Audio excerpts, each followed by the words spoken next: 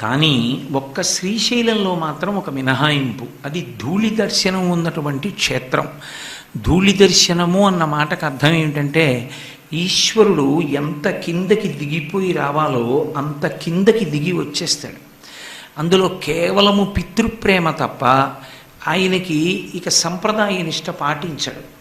అందుకే లోపలికి యథేచ్ఛగా వెళ్ళిపోవడానికి ఒక్క పర్యాయం మాత్రం అవకాశం ఉంటుంది. మిగిలిన పర్యాయాల్లో అలా వెళ్లకుండా ఉండడం మంచిది. లోపలికి వెళ్ళేటప్పుడు శౌచంతో వెళ్ళాలి. ఒక్కసారి మాత్రం అలా వెళ్ళినా శివుడు సంతోషిస్తాడు అని. ఎప్పుడు అంటే శ్రీశైల క్షేత్రానికి మీరు ప్రయాణం చేసి చేరగానే ఒకవేళ దేవాలయం ముందర ఎక్కడో దిగారనుకోండి, గుళ్ళోకి వెళ్ళిపోయి శివుణ్ణి చూడాలనిపిస్తే కాళ్ళు చేతులు కడుక్కోవాలన్న నిబంధన కూడా లేదు, వెళ్ళిపోవచ్చు. వెళ్ళిపోయి శివలింగాన్ని ముట్టుకుని దర్శనం చెయ్యవచ్చు. ధూళి దర్శనం అంటే అంతే.